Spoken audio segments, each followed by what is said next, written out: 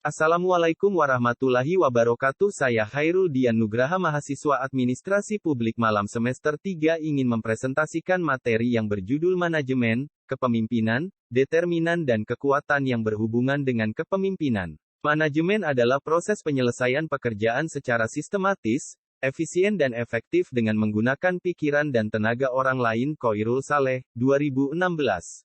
Istilah manajemen mempunyai tiga arti: sebagai suatu proses yang khas, sebagai kolektivitas orang yang melakukan aktivitas manajemen, dan sebagai suatu seni ilmu. Pengertian manajemen dapat disimpulkan sebagai suatu seni atau ilmu perencanaan, pengorganisasian, penyusunan, pengarahan dan pengawasan daripada sumber daya manusia untuk mencapai tujuan yang telah ditetapkan sebelumnya. Ada 4 fungsi utama dalam manajemen. 1. Perencanaan, planning. 2. Pengorganisasian, organizing. 3. Pengarahan, actuating, directing. 4. Pengawasan, controlling. 1. Fungsi perencanaan, proses yang menyangkut upaya yang dilakukan untuk mengantisipasi kecenderungan di masa yang akan datang dan penentuan strategi dan taktik yang tepat untuk mewujudkan target dan tujuan organisasi. Kegiatan dalam fungsi perencanaan menetapkan tujuan dan target bisnis, merumuskan strategi untuk mencapai tujuan dan target bisnis tersebut, menentukan sumber-sumber daya yang diperlukan, menetapkan standar indikator keberhasilan dalam mencapai tujuan dan target bisnis. 2. Fungsi pengorganisasian, proses yang menyangkut bagaimana strategi dan taktik yang telah dirumuskan dalam perencanaan didesain dalam sebuah struktur organisasi yang tepat dan tangguh, sistem dan lingkungan organisasi yang kondusif, dan dapat memastikan bahwa semua pihak dalam organisasi dapat bekerja secara efektif dan efisien guna pencapaian tujuan organisasi. Kegiatan dalam fungsi pengorganisasian mengalokasikan sumber daya, merumuskan dan menetapkan tugas, dan menetapkan prosedur yang diperlukan, menetapkan struktur organisasi yang menunjukkan adanya garis kewenangan dan tanggung jawab, kegiatan perekrutan, penyeleksian, pelatihan dan pengembangan sumber daya manusia tenaga kerja, kegiatan penempatan sumber daya manusia pada posisi yang paling tepat. 3. Fungsi pengarahan dan implementasi, proses implementasi program agar dapat dijalankan oleh seluruh pihak dalam organisasi serta proses memotivasi agar semua pihak tersebut dapat menjalankan tanggung jawabnya dengan penuh kesadaran dan produktivitas yang tinggi. Kegiatan dalam fungsi pengarahan dan implementasi mengimplementasikan proses kepemimpinan, pembimbingan, dan pemberian motivasi kepada tenaga kerja agar dapat bekerja secara efektif dan efisien dalam pencapaian tugas, memberikan tugas dan penjelasan secara rutin mengenai pekerjaan, menjelaskan kebijaksanaan yang ditetapkan. 4. Fungsi pengawasan dan pengendalian, proses yang dilakukan untuk memastikan seluruh rangkaian kegiatan yang telah direncanakan, diorganisasikan dan diimplementasikan dapat berjalan sesuai dengan target yang diharapkan sekalipun berbagai perubahan terjadi dalam lingkungan bisnis yang dihadapi. Kegiatan dalam fungsi pengawasan dan pengendalian mengevaluasi keberhasilan dalam pencapaian tujuan dan target bisnis sesuai dengan indikator yang telah ditetapkan, mengambil langkah klarifikasi dan koreksi atas penyimpangan yang mungkin ditemukan, melakukan berbagai alternatif solusi atas berbagai masalah yang terkait dengan pencapaian tujuan dan target bisnis. Unsur-unsur manajemen.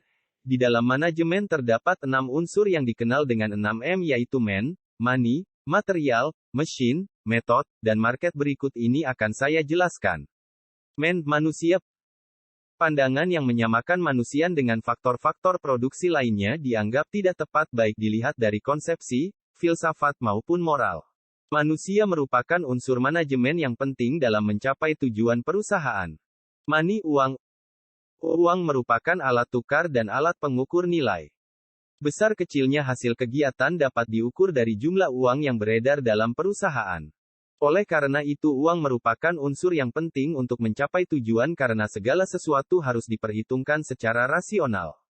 Hal ini akan berhubungan dengan berapa uang yang harus disediakan untuk membiayai gaji tenaga kerja, alat-alat yang dibutuhkan, dan yang harus dibeli serta berapa hasil yang akan dicapai.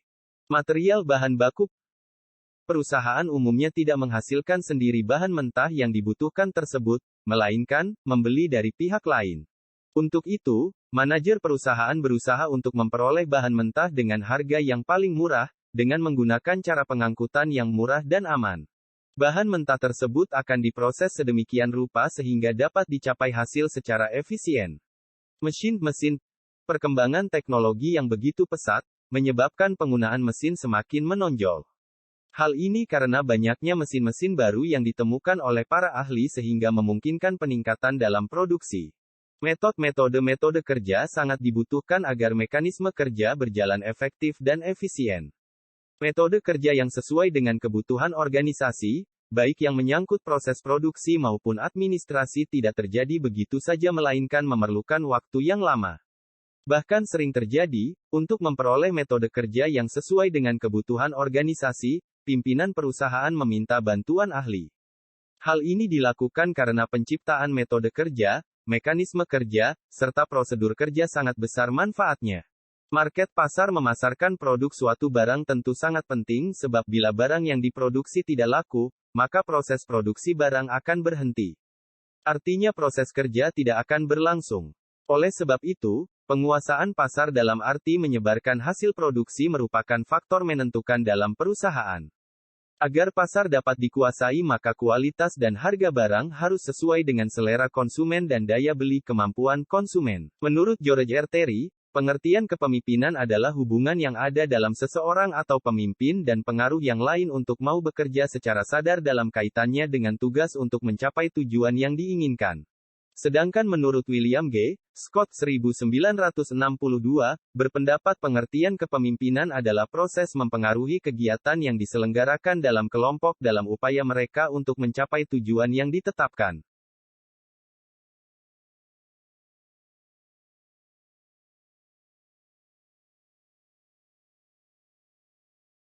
Menurut Gareth Jones dan Jennifer George 2003:440, yang dimaksud dengan kepemimpinan adalah proses di mana seorang individu mempunyai pengaruh terhadap orang lain dan mengilhami, memberi semangat, memotivasi dan mengarahkan kegiatan-kegiatan mereka guna membantu tercapai suatu tujuan kelompok atau organisasi.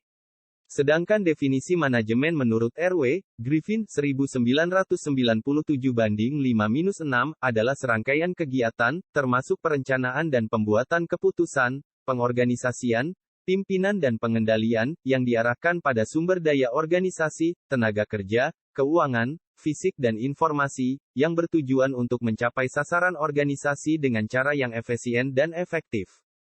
Dari kedua definisi tersebut, dapat ditarik kesimpulan bahwa inti perbedaan antara kepemimpinan dan manajemen adalah bagaimana mereka memotivasi orang lain ataupun tim dalam mencapai sasarannya. Dalam kepemimpinan hal yang perlu diperhatikan agar kepemimpinan menjadi operasional, ada 3 determinan kepemimpinan yaitu 1. Faktor orang. Konsepsi kepemimpinan pada umumnya memusatkan perhatian kepada kepribadian pemimpin dengan kualitas-kualitas yaitu memiliki inteligensi, inisiatif, kemampuan mengambil keputusan yang tepat pada waktu dan kondisi yang tepat, demi suksesnya kepemimpinan.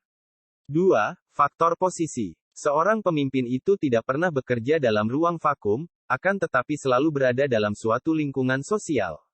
Jadi ia mempunyai pekerjaannya. Selanjutnya individu pemimpin selalu memiliki semacam citra atau gambaran mengenai perilaku sendiri. Citra atau gambaran sedemikian ini disebut sebagai konsep peranan. Di samping itu orang luar juga mempunyai semacam gambaran mengenai apa yang harus dilakukan oleh seorang pemimpin dalam posisi tertentu. 3. Faktor situasi atau tempat. Situasi khusus selalu membutuhkan tipe kepemimpinan yang khusus pula. Sifat-sifat kepemimpinan harus sesuai dengan situasi dan tempat. Sekian materi yang dapat saya sampaikan, kurang lebihnya mohon maaf. Wassalamualaikum warahmatullahi wabarakatuh.